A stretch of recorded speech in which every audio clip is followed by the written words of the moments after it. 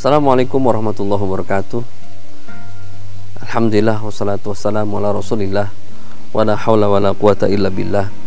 Asyhadu an la ilaha illallah wahdahu la syarikalah wa asyhadu anna Muhammadan abduhu wa rasuluhu la nabiyya ba'dah.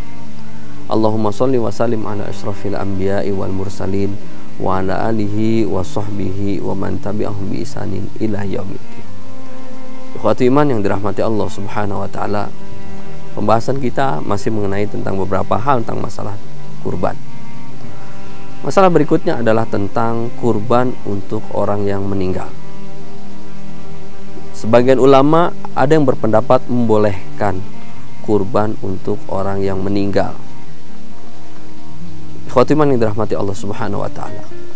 Kalau kita lihat prinsip dasar daripada sasaran perintah dari Allah Subhanahu wa taala atau sasaran dari taklif yang diperintah larangan yang diberikan oleh Allah Subhanahu wa taala kepada hambanya.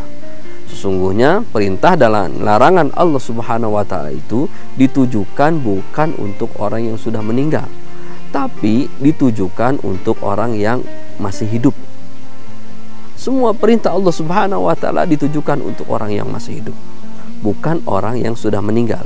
Sehingga kurban pun atau begitu pun dengan kurban, maka sasaran dari perintah kurban itu adalah orang yang masih hidup, bukan orang yang sudah meninggal. Ikhwati iman yang dirahmati Allah Subhanahu wa taala,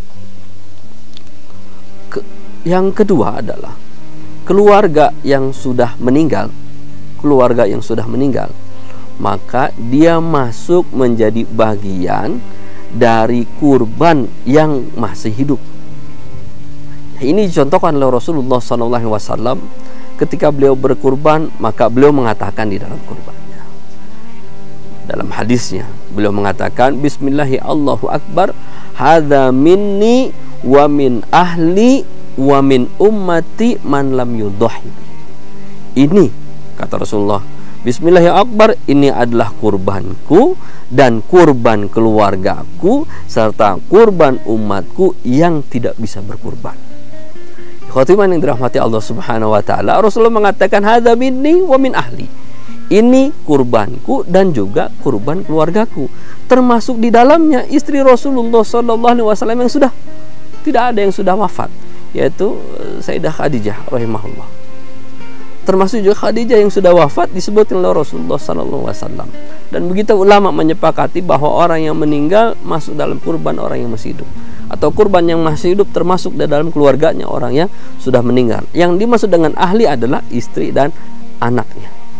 Jadi ketika seorang kepala keluarga berkurban, maka hadza minni wa min ahli, ini adalah dari keluarga bapak si fulan, maka termasuk di dalamnya siapa saja yang masih hidup dan juga yang sudah meninggal. Ikhwati iman yang dirahmati Allah Subhanahu wa taala, boleh berkurban bagi yang sudah meninggal, tapi disyaratkan kurban tersebut atas dasar wasiat dari yang sudah wafat. Boleh yang sudah meninggal tapi ada wasiat sebelumnya, sehingga ahli waris atau keluarga yang masih hidup berkurban dengan melaksanakan wasiat dari orang yang sudah meninggal. Kalau tidak ada wasiat, maka disarankan kita berkurban atas nama yang masih hidup, karena itu mewakili yang sudah wafat, mewakili yang sudah meninggal. Ikhwatuman yang dirahmati Allah Subhanahu wa taala, inilah penjelasan para ulama tentang kurban bagi yang sudah meninggal, sehingga disarankan kurban dicukupkan atas nama keluarga yang masih hidup, karena keluarga yang masih hidup mewakili orang yang sudah meninggal. Ikhwatiman yang dirahmati Allah Subhanahu wa taala, mudah-mudahan dengan penjelasan ini ketika kita berkurban, maka kurban kita semakin maksimal, kurban kita semakin lebih dekat kepada Allah Subhanahu wa taala, karena kurban kita lakukan atas dasar ilmu, bukan hanya sekedar ikut-ikutan.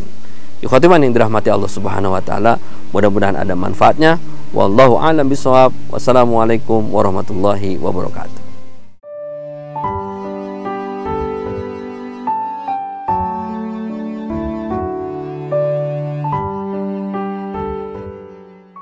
dan menggugah nurani untuk menebar kepedulian.